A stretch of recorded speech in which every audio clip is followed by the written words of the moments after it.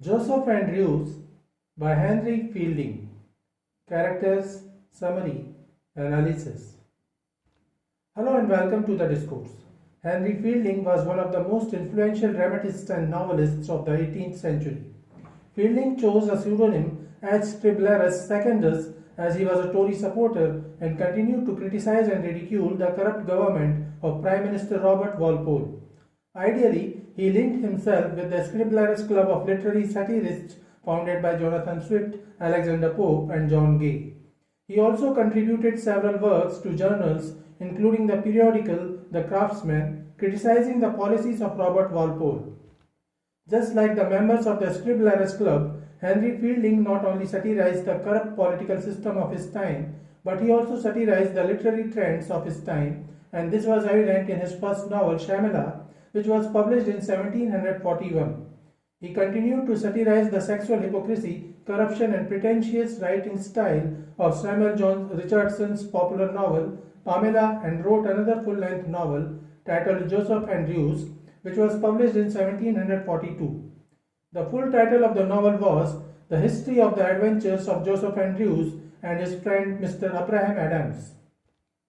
The subject of Joseph Andrews, as of all the Fielding's novels, is human nature, which he considered fallible but perfectible. The mode is comical or satirical, and the novel is written similar in style to Cervantes' Don Quixote, as the main characters embark on a journey full of slapstick comedy and meet several upper and lower class characters along the way. The novel is divided into 4 books. Characters of Joseph Andrews. Joseph Andrews is the protagonist of the novel. He is a young, handsome but poor man who works as a footman in the household of Sir Thomas Booby, a nobleman. Joseph is an honest, virtuous man who is noticed by Mr. Abraham Adams, a benevolent, absent-minded, impecunious, and somewhat vain curate in Lady Booby's country parish. Abraham wishes to teach Latin to Joseph. However, the Booby family moves to London before Joseph's education could begin. Fanny Goodwill is a young milkmaid, an orphan, poor but virtuous girl whom Joseph loves. Being a poor orphan, she faces many sexual predators but continues to safeguard herself.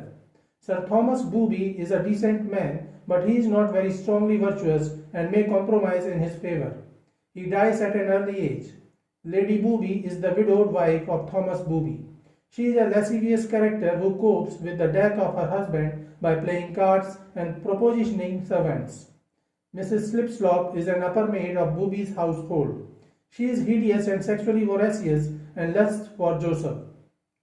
Peter Pounce is another upper servant of Booby Hall who is very greedy but comes out for the rescue of Joseph and Fanny. Mr. Booby is a nephew of Thomas Booby. Mr. Booby is based on Samuel Richardson's Mr. B from Pamela. He is a snobbish squire who marries his servant girl Pamela Andrews. Pamela is Joseph's virtuous and beautiful sister from whom he derives inspiration for his resistance to Lady Booby's sexual advances. She used to work for Mr. Booby, who tried to sexually exploit her, but she maintained her virtue and finally married her lascivious master. Fielding has adapted this character from the heroine of Samuel Richardson's Pamela. Mr. Two-Woos is the owner of an inn where Joseph takes a rest. Mrs. Two-Woos is his nagging, greedy wife. Betty is a chambermaid in the inn of Mr. Two-Woos, who is benevolent but lustful and tries to exploit Joseph.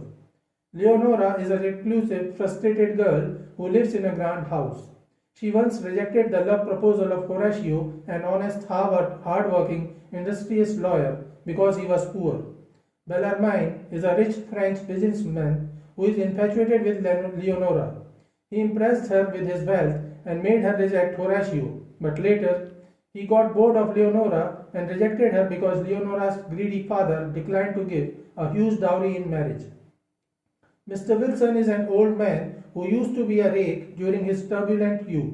He fell in love with a beautiful woman and changed his ways to become a virtuous man. Beau de Dapper is a corrupt official who tries to corrupt Fanny many times. Summary of Joseph Andrews, Book 1. The novel begins as the narrator introduces Joseph Andrews. He is the younger brother of Pamela Andrews, the character of Samuel Richardson's Pamela. He belongs to a poor family and at the age of 10, he begins working as a cattle grazer in the Booby estate owned by Sir Thomas Booby, who is a decent man. Joseph meets Fanny Goodwill at the Booby estate and is attracted to her. She is a virtuous, beautiful but poor orphan girl living with an old farmer near the Booby estate. Joseph is healthy and he is growing into a young handsome man. Soon he attracts the erotic interest of Lady Booby, the lascivious wife of Thomas Booby. Lady Booby insists that Joseph should be working at her behest and thus he becomes the footman of Booby household. The parson of the estate parish, Mr. Abraham Adams, notices Joseph and is impressed by his moral and intellectual potential. He decides to teach Joseph, but before he could start a course in Latin instruction, Lady Booby and Thomas Booby move to London, and Lady B insists that Joseph should come along with them. Joseph doesn't wish to go as he has plans to marry Fanny, but Parson Abraham insists that they postpone marriage until they have the means to live comfortably. In London, Joseph meets other urban footmen who try to influence him in corrupt ways. Lady Booby too continues trying to seduce him, but Joseph remains adamant. He misses Fanny and feels that he loves her and would safeguard his virtue to return and marry her.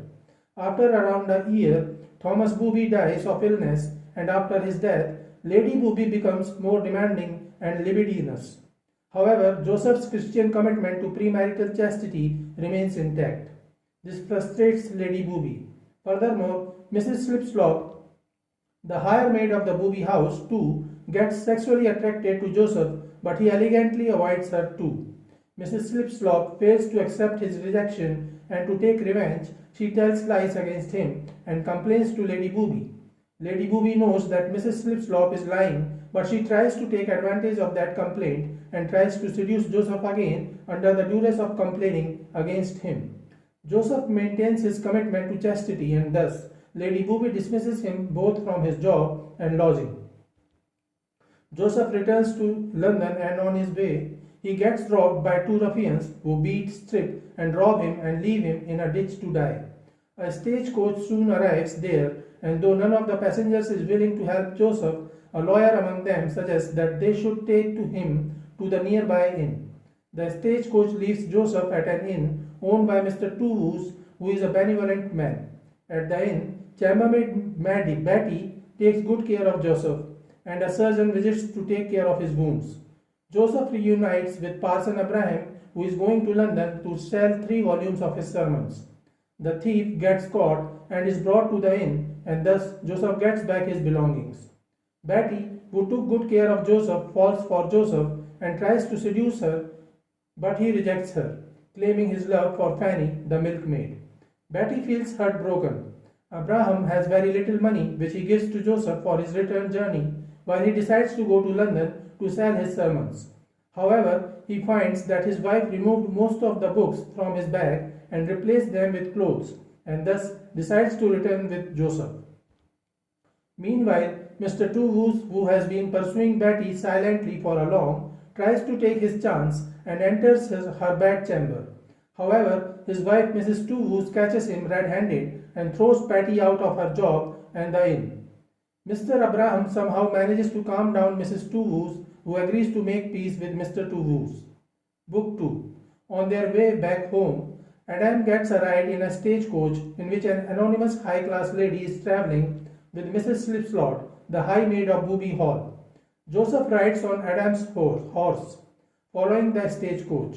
The stagecoach passes beside a grand house that reminds the anonymous lady of a young girl, Leonora, who lives in that house, and she begins to tell the story of Leonora, the history of Leonora, or the unfortunate jilt. After travelling for a long, they decide to take some rest at an inn. However, the innkeeper and his wife are very quarrelsome, and soon they decide to take the road again. This time, Joseph sits in the stagecoach while Abraham is supposed to take the horse back.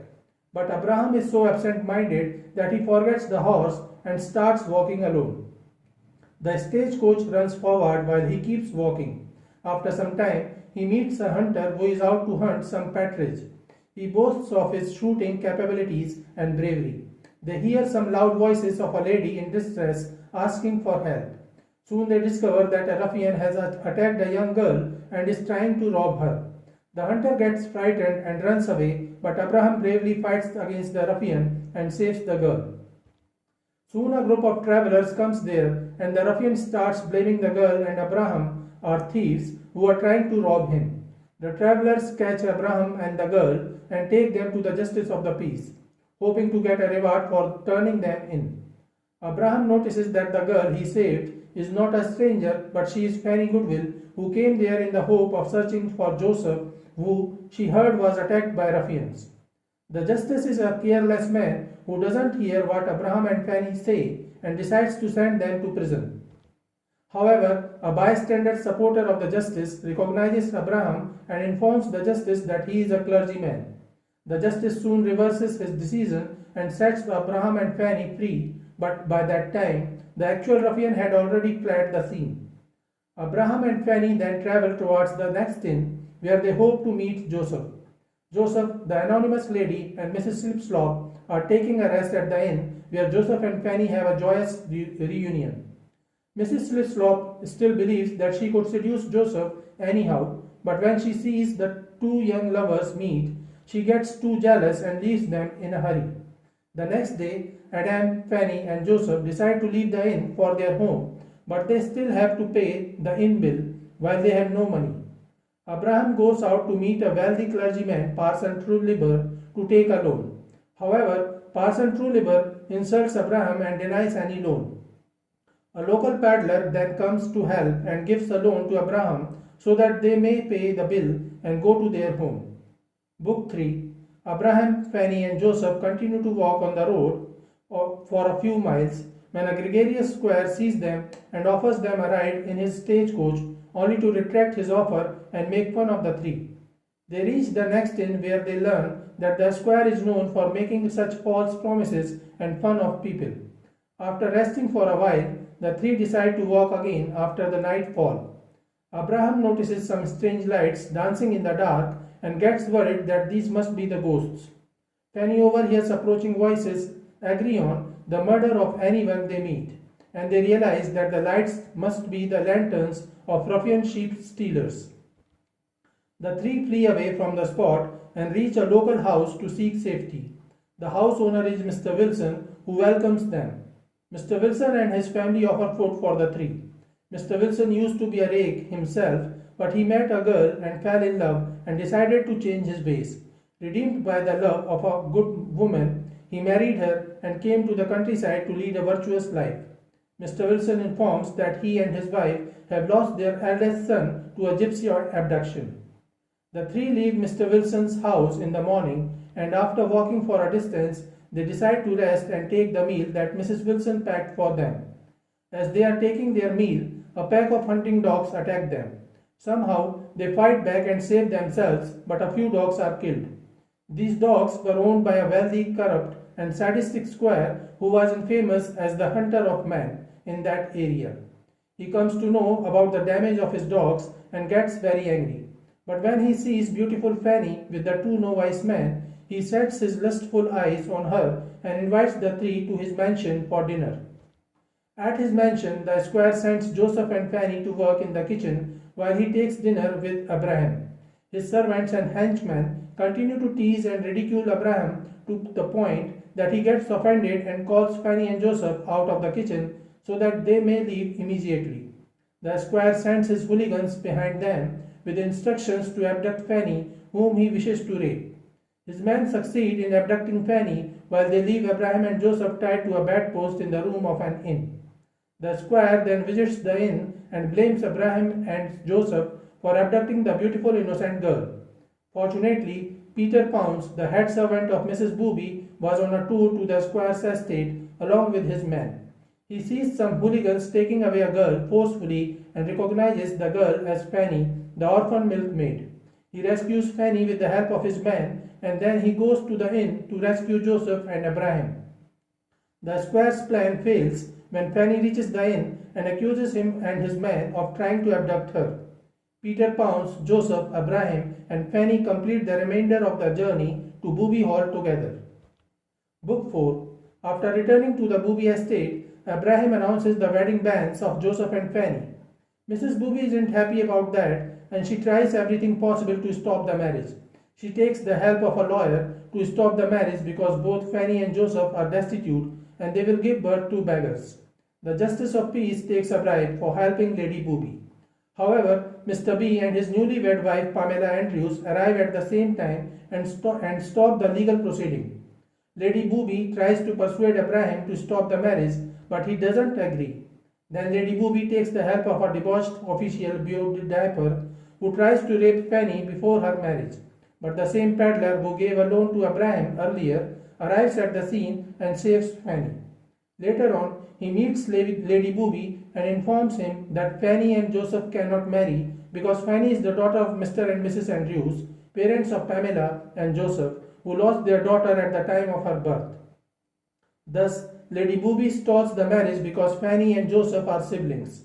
The Justice of Peace then calls for Mr. and Mrs. Andrews to attest. Joseph and Fanny commit that if they really are siblings, they will remain celibate throughout their lives. However, when Mr. and Mrs. Andrews arrive, they inform that though Fanny is actually their long-lost daughter, Joseph is not their son. Rather, he was a changeling baby whom they got when they lost their daughter just after her birth. When the peddler listens to this, it reminds him of the lost son of Mr. Wilson who was taken away by ruffians. That lost baby had a distinct birthmark on his chest. When Joseph's chest is checked, it comes out that he is the son of Mr. and Mrs. Wilson. This clears the way for the marriage of Fanny and Joseph. After their marriage, Mr. B and Pamela ask them to come with them to Mr. B's estate, which is near to the house of Mr. and Mrs. Wilson, his real parents. Mr. B offers a decent dowry for Fanny and gives a respectable clerical job to Joseph. The newlywed couple start living happily with Mr. and Mrs. Wilson and the novel ends. So this is it for today. We will continue to discuss the history of English literature. Please stay connected with the discourse. Thanks and regards.